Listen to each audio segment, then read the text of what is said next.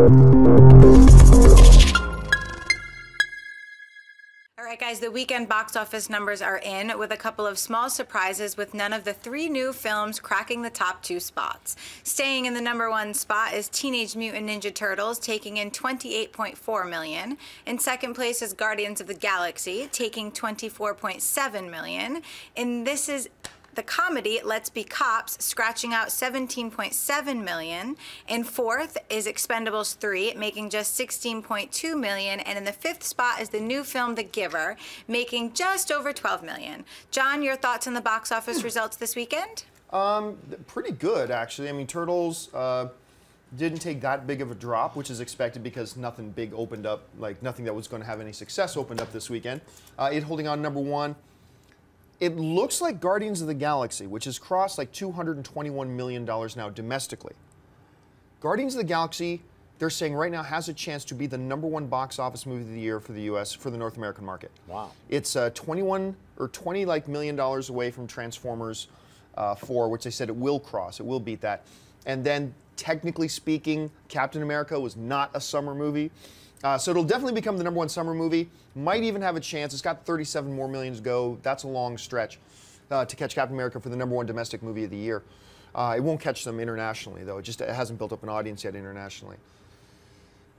Tough times for Sylvester Stallone, my friends. Tough times. The first, if I'm not mistaken, the first Expendables movie had an opening weekend of like $34 million. The second Expendable movies opened to $29 million, and now this one opens to $16 million. Now, a lot of people want to rush and say, oh, well, John, I had a lot of people tweeting me. They're saying, well, it's because it got on a line first. It got online, and that's what killed it. And I said, no, that's not what killed it. And they said, John, the report number right now, some people are saying 2 point something, but the actual number is like 1.6 million people probably downloaded that movie. That's like $16 million.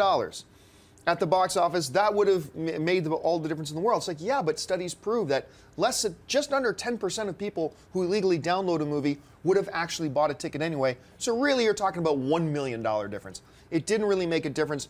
Fact of the matter is, even though I really love the second Expendables, I had a lot of fun with the second Expendables. People, they never generated any buzz with this film. Whether it's because people were already tired of it, whether it's because they just started bringing in the wrong people in addition. I thought Wesley Snipes was a nice addition. I thought Harrison Ford was a good addition. I thought Mel Gibson was a good addition. But it didn't resonate with the audience. And for whatever reason, they just never went. They were not interested in it. The reviews weren't enough to get big positive word of mouth going. So, am I shocked that Expendables 3 did not do great? No. Am I a little bit surprised that it finished with $16 million on its opening weekend? Yeah. Schnepp, what do you think? David Hyde Pierce. Yeah. I mean, those names, when they brought that kind of an actor into the Expendables 3, it's like he wasn't an 80s action star. I don't have problems with him as an actor. It just seemed like they were cheapening the brand by like, hey, we're going to scrape and scrimp in everybody. You know, it's like, let's add this person and pepper it in with this person. You know, I think the ad campaigns were also done really wrong. I think Expendables 2, I loved Expendables 2. I liked Expendables. I loved Expendables 2 because it had that wink in-joke kind of feel. It was still rated R. It still had all that 80s action. This film just felt like a strange, like the weak brother, you know, like the bad sequel. Even though all the original people were in it, it didn't have that like, you know, we're back. I wanted to see like a lot of action scenes, like big explosions in the trailers, and instead it was just like a series of names.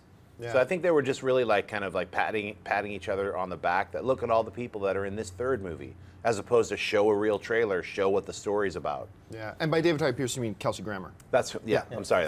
Yeah, a year ago, would we have expected that Let's Be Cops was going to beat the Expendables? I mean, A week ago, would we have expected Let's Be Cops? Maybe. I think a week ago we might have, but like a year ago we wouldn't have thought that, because, you know, Let's Be Cops, you know, Damon Wayans Jr. and I forgot the other actor from the New Girl's name. Yeah.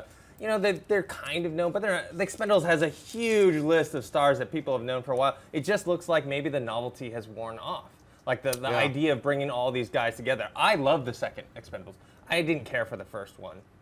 So when I heard Stallone was going to make this PG-13 and that they wanted to shy away from some of the campiness of the second one, I was really worried. I think that turned some people off. And And I don't know, it's a bunch of different factors, but it definitely was a surprise. In terms of Guardians, yeah, I think even if it doesn't pass Captain America 2, it's still a huge surprise success. Oh my gosh, I'm yes. still sick of these people. Oh, we knew it's going to be a huge success. Yeah, shut please, please.